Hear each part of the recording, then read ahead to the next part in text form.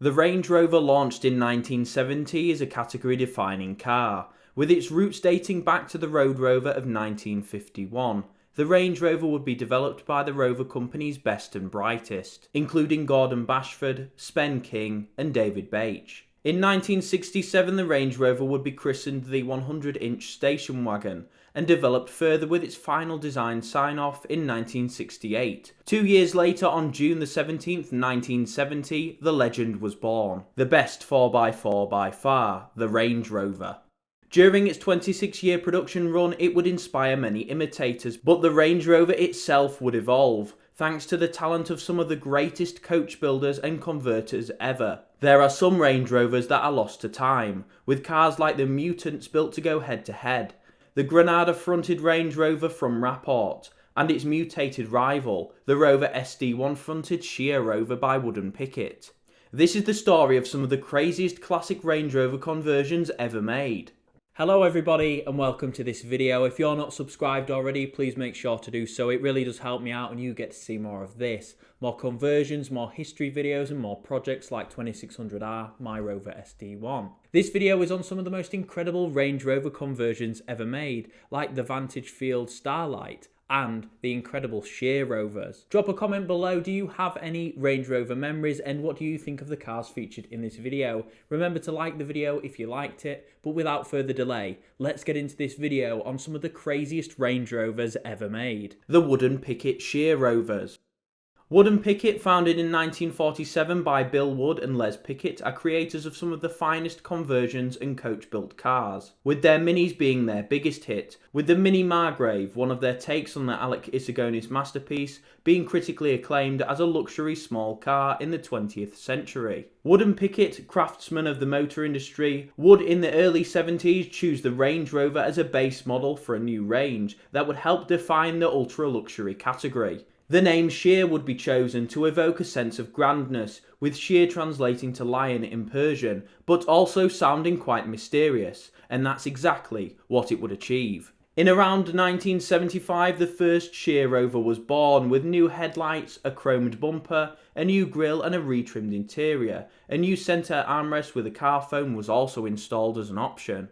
The first car would be used to define the spec of the later range, changing its original wheels to Wolf Race ones in 1976. Powertrain-wise, the car would be unchanged, but of course, if customers' pockets were deep enough, the standard Rover V8 could be tuned.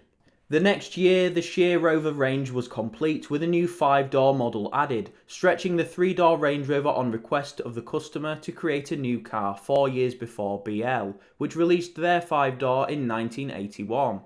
The new Sheer Rovers had several grille options, the original from 1975, the slatted grille over the headlights extending down to the front bumper fitting flush and pointing the front end. These wouldn't be the only options however. The new Sheer Rover, thanks to the Rover SD1's launch, would have another option, a mysterious hybrid of the new Rover range. The SD1 fronted option of the Sheer Rover, incorporating fog lights and the Rover SD1's headlights and indicators grafted into a newly adapted front end.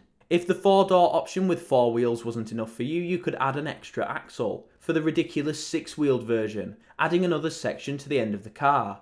All cars could be made into convertibles and would have nearly unlimited paint options. The interior would of course be incredibly luxurious, retrimmed seats and the Margrave dashboard included as standard.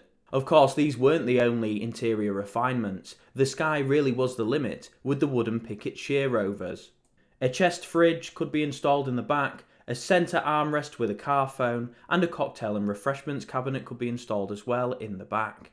The Sheer Rover range would come with several other options for the exterior as well, such as roof racks, nudge bars and headlight protectors. The options for the wheels would be unspecified, but most owners would opt for the period Wolf Race Turbo-Vec wheels. In 1980, Wood Pickett would work with Harrods to create an exclusive version to be sold by the retailer, retrimmed and painted in the signature Harrods green. The Harrods Sheer Rover would have another interesting option however, a 48cc folding motorcycle in the boot, similar to a luxury version of Honda's Moto Compo, which was included in the Honda City from Japan. The car shown here would have sold for £33,500 in 1982, which would be around £115,000 today.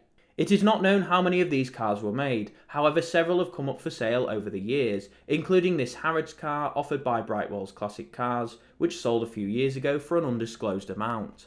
Raport International or Rapport Forte. Raport International, later Raport Forte after the merger with Chris Humberston's design company, would be the creators of some incredible cars, including their own range based on several production cars, such as the first generation Honda Accord based Rapport Ritz. Rapport would create a rival to the Wood Picketts Sheer Rovers, a new range of cars to go head to head in the ultra luxury space. First would be the Huntsman, a two-door Range Rover luxuriously retrimmed with a convertible roof and hydraulic lifting rear seats. Second would be the Quadraporte, the stretched version of the two-door, creating a four-door that BL were late to market with. This car, however, would have one of the oddest options to be ever offered on a Range Rover conversion, a Ford Granada front end, the other mutated rival to the Sheer Rover's SD1 fronted version, known as the Droop Snoot. Inside, the car would have a digital dash, wood fascia and a redesigned centre console with all of the car's electronic controls built in for ease of access.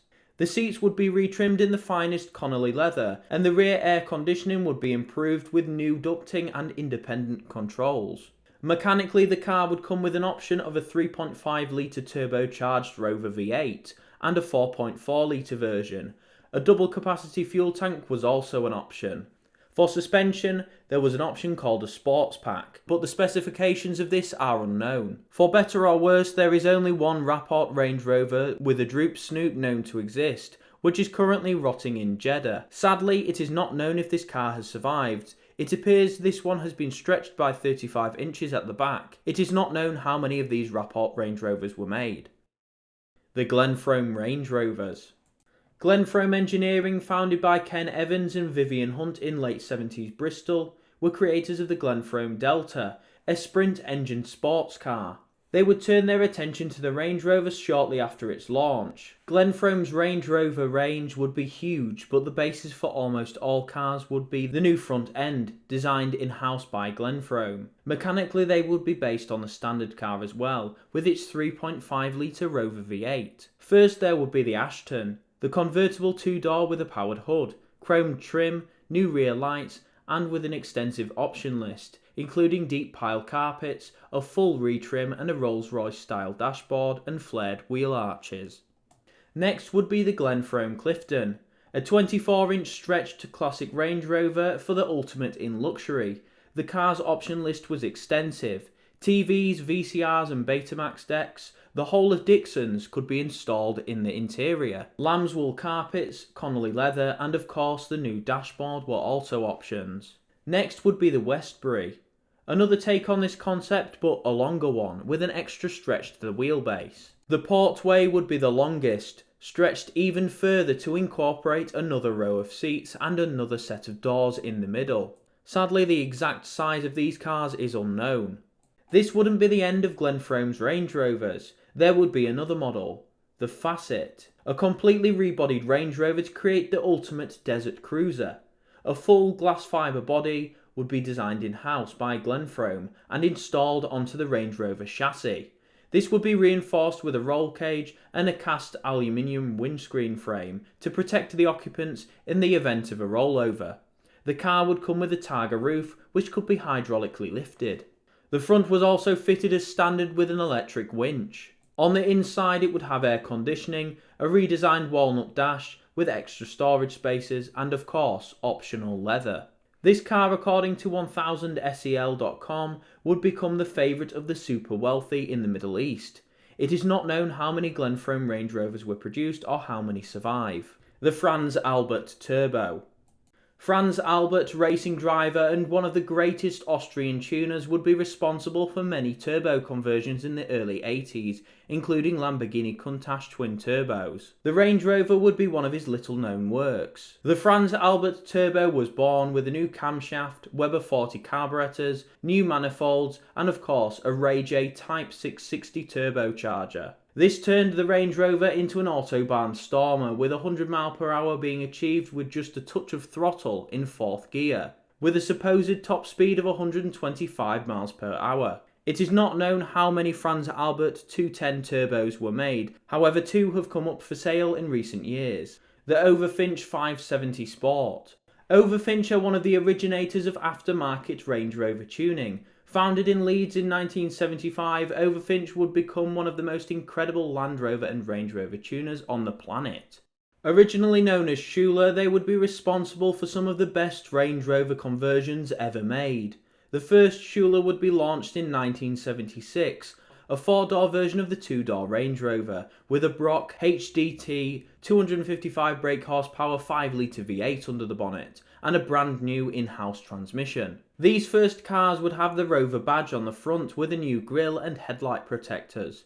The interior naturally would be clad in leather and walnut. Schuler would continue to innovate throughout the 70s, introducing the first automatic transmission for a Range Rover in 1979. In 1980, the Super Ranger would be launched, with options like mullered electronic anti-lock braking and a new chain-driven transfer box as opposed to the gear-driven one fitted as standard, for smoother power delivery. In 1985, Schuler would change their name to Overfinch, launching their 570, a Corvette-engined V8 Range Rover producing 400 brake horsepower. This would be one of their most popular models and would go down in history as a legend. The 570 would be offered as both a conversion and as a standard model to be purchased from Overfinch. Overfinch, of course, are still around today with an extensive portfolio of amazing cars. Vantagefield Starite. Vantagefield was founded by David Linder and Graham Chalkley in 1982 to create high-end car modifications. Vantagefield wouldn't be just a conversion company, however. They would pioneer their own leather, which would be supplied to marques like Rolls-Royce. Vantagefield's primary customer base during the 80s and 90s would be the Middle East, which almost led them to bankruptcy in 1991 with the outbreak of the Gulf War. Naturally, the Range Rover would be subject to the Vantagefield conversion with the Starlight, a 4-door stretched convertible with a 5.7-litre Rover V8 under the bonnet. These cars would be an amalgamation of other luxury Range Rover conversions, including Wood and Pickett parts, such as the Sheer grille. The interior would be retrimmed with leather and include a new dash top, which looked quite similar to the Cat SD1's treatment at the hands of Simon Saunders. It is not known how many Starlights were made or how many survive today, with the majority of them residing in Kuwait. The Carmichael Range Rovers. Carmichael, a conversion specialist, began creating 6-wheel cars from as early as 1971. Naturally, this would lead them to the Range Rover. First in their range was the 6x4 Commando, based on the 2-door Range Rover, and another 4x4 version which was the same length as the 6x4 but without the extra axle. An interesting feature of the Carmichael cars was the speakers mounted in the headrests, which set it apart from other Range Rover interior modifications. The Commando also had an option of a side exit exhaust. The Highlander was next in the range, essentially a Commando with a raised roof, with another version, the Clansman, with 4 wheels instead of the 6 on the Highlander. Janspeed. Janspeed, Wiltshire-based tuning company responsible for many Mini conversions, and of course the Turbo SD1, would be commissioned to install one of their V8 turbo kits in a Range Rover in 1986. Originally, these kits started production in 1979 and were fitted by Janspeed to 2 Rover SD1s. Only one of these is believed to have survived today. This kit was installed as part of an adaptation of the SD1's kit. It is not known how many of these cars were made, with only one ever coming up for sale. The kits themselves can be found on many sites for sale. However, these do rarely come up. Range Rover conversions would also include some service vehicles as well, such as ceremonial cars, ambulances, and fire and rescue, to name a few.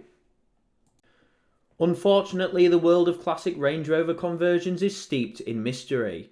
But that is of course what makes it the most intriguing. If you have any more information or cars to explore, please share this video and drop them in the comments below. The Range Rover is a category-defining car, paving the way for all other cars in its class. The car designed by the dream trio of Rover created a masterpiece, with the classic Range Rover enjoying healthy sales at home and abroad, with its sales in the States as well proving lucrative for BL. Its long production run from 1970 to 1996 and its design genius helped cement it as one of Britain's finest cars.